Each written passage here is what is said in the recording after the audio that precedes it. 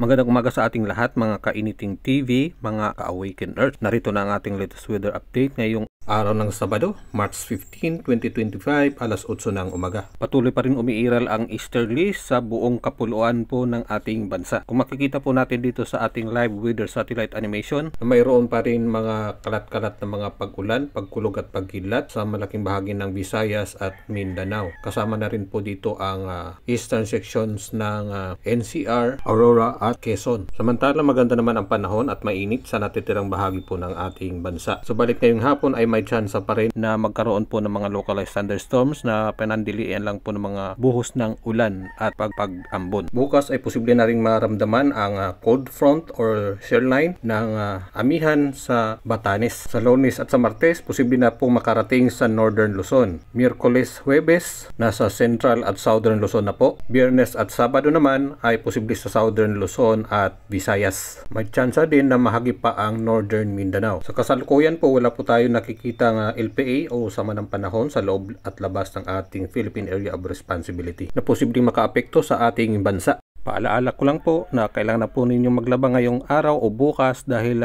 next week malawakan po ang mga pag-ulan sa buong linggo na posible pa pong aabot ang shear line sa Northern Mindanao. Pakishare na lang po. Salamat!